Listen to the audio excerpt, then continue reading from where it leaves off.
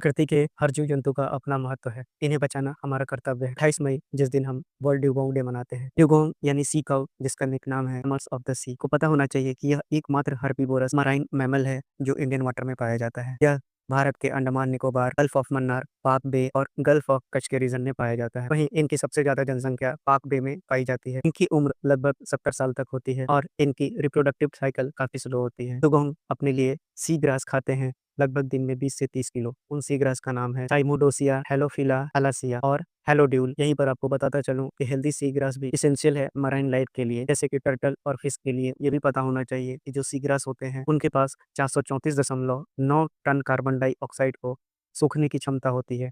यह रिसर्च 2022 के national centre for sustainable coastal management के पेपर में पब्लिश की गई थी। ड्यूगोंग को वाइल्ड लाइफ प्रोटेक्शन एक्ट 1972 के तहत शेड्यूल 1 में प्रोटेक्शन दिया गया है। वहीं भारत 1983 से कन्वेंशन ऑन माइग्रेटरी स्पीसीज का सिग्नेटरी है।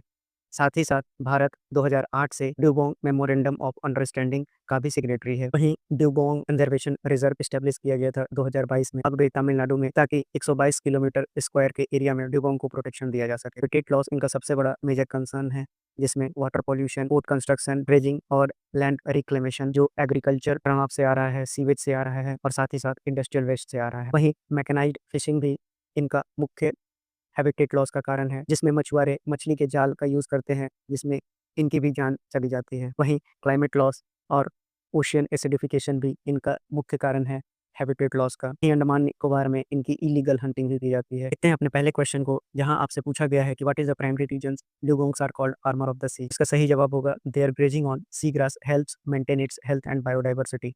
आपसे दूसरा सवाल पूछा गया है कि किस रीजन में इंडिया के इनका लार्जेस्ट स्ट्रॉन्ग होल्ड है, तो मैंने पढ़ाते समय बताया था पाक है। वहीं आपसे पूछा जा सकता है कि वल्नरेबल कैटेगरी में ड्यूगोंग्स को रखा गया है किस इंटरनेशनल फ्रेमवर्क के तहत, तो आपको पता होना चाहिए IUCN red list of threatened species के अंदर।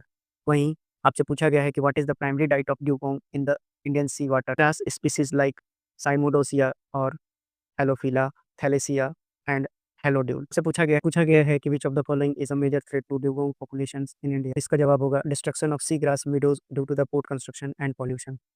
वहीं आपसे पूछा जा सकता है dugongs are closely related to which group of aquatic mammals, तो आपको पता होना चाहिए मैनाटीज।